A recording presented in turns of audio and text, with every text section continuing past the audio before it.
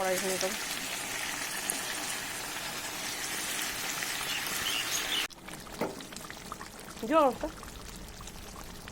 আর দিয়ে দিচ্ছি সামান্য কটা জিরে। এগুলোকে ভালো করে আমি ভেজে নেব।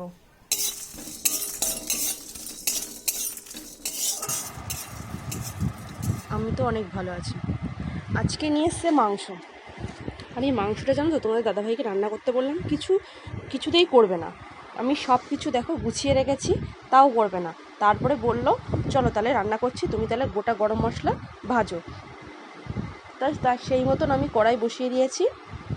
আর কড়াইটা গরম হলে গোটা গরম মশলাগুলো দিয়ে দেবো।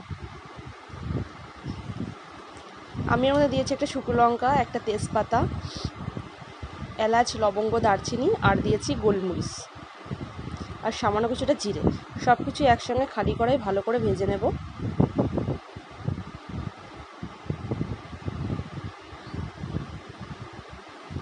কিছুক্ষণ ধরে ভালো করে ভেজে নিয়ে এবার আমি এগুলোকে নামিয়ে নেব। নামিয়ে শিলে বেটে নেব।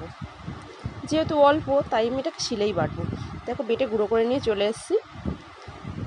এবার ভাবছি আলুটা ভাজা বসিয়ে দিয়ে তোমাদের দাদাভাইকে ডাকতে যাব।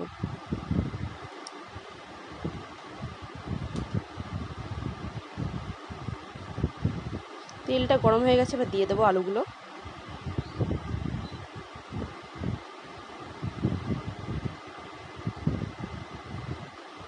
সব কিছু গুছিয়ে দেওয়ার পরেও রান্না করতে চায় না।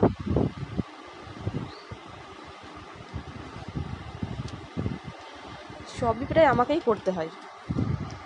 আলুগুলো ভাজা বসিয়ে দিয়ে আমি ডাকতে চলে গেছিলাম। কোনো মতে তো রাজি করে ডেকে নিয়ে আসলাম। এসে উনি এবার আলুগুলো তুলছেন। আলুগুলো তুলে নিয়েছে। সেই তেলে জিরে ফোড়ন দিয়ে দিয়েছে পেঁয়াজ। পেঁয়াজগুলো ভালো মতন ভাজা হয়ে গেছে। এবার দিয়ে দিচ্ছে মশলা। মশলাটাও ঢালতে পারে না, সেটাও আমাকেই ঢেলে দিতে হলো। আমি মশলাটা ভালো করে হাত দিয়ে বার করে দিলাম। রান্নাটা তো আমারই করা হয়, ওই একটু খুন্তি নাড়াই যা, তাতেই বলবে বিশাল টেস্ট।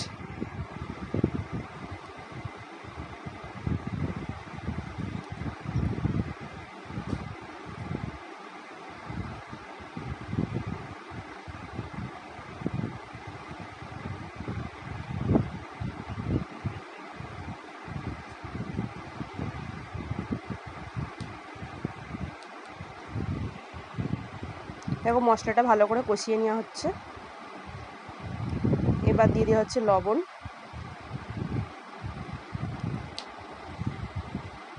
এবার দেওয়া হচ্ছে হলুদ। আবারও ভালো করে কষিয়ে নেবে। মাংসটা কিন্তু খেতে সেই টেস্ট হয়েছিল। তোমরা যদি এভাবে রান্না করো তোমাদেরটাও আশা করি ভালো হবে।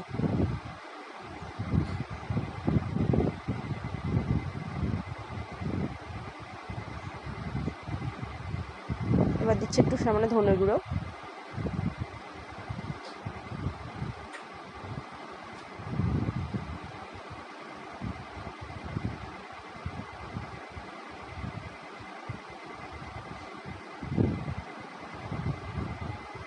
সামান্য জল দিয়ে দিল।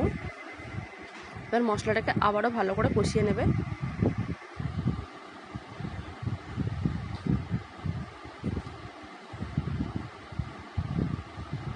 এবার দিয়ে দিচ্ছে মাংসটা।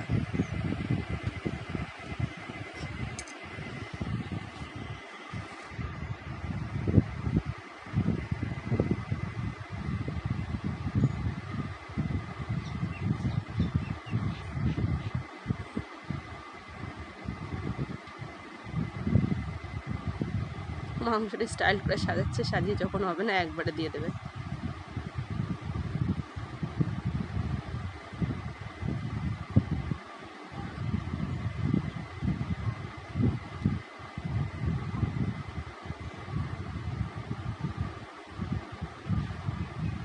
মাংসের সাথে একবারে আলুটাও দিয়ে দিল।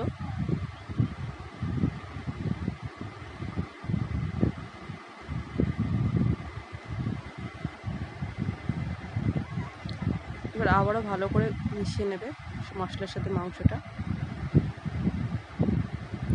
সব কিছু ভালো মতন একসঙ্গে মিশিয়ে দিয়ে দিচ্ছে লবণ।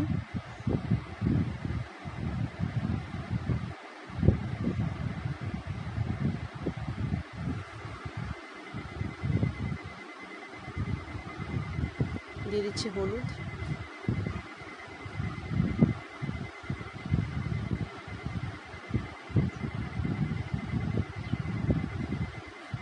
দিয়ে দিচ্ছি মিট মশলা।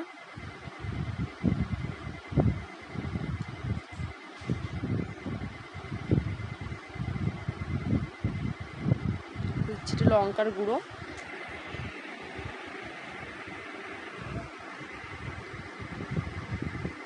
এবার দিচ্ছি সে আগের থেকে ভেজে রাখা মশলাটা, এবার দিয়ে দেবে এর মধ্যে।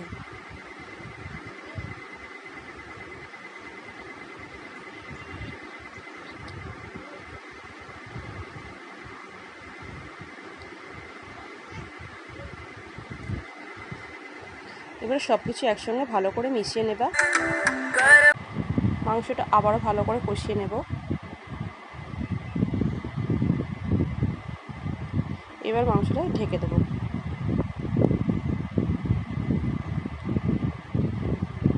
কিছুক্ষণ পর ঢেকে রাখার পরে দেখো কতটা পরিমাণে জল বেরিয়েছে। এই জলেই কিন্তু মাংসটা ভালো মতো নরম হয়ে যাবে আর ভালো মতন কষে যাবে।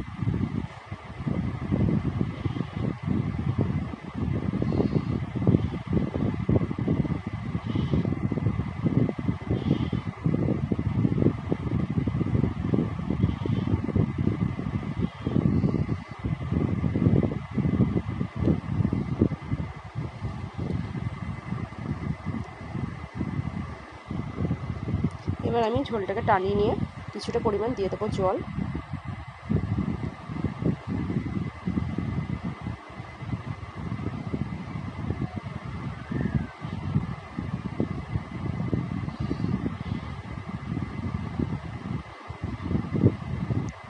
এটার মধ্যে আমি কোনো গরম মশলা দেবো না, তোমরা চাইলে কিন্তু এর মধ্যে গরম মশলা দিতে পারো। যেহেতু আমি গোটা গরম মশলা ভেজে দিয়েছি এর মধ্যে, তাই আমি আর কোনো গরম মশলা দেবো না।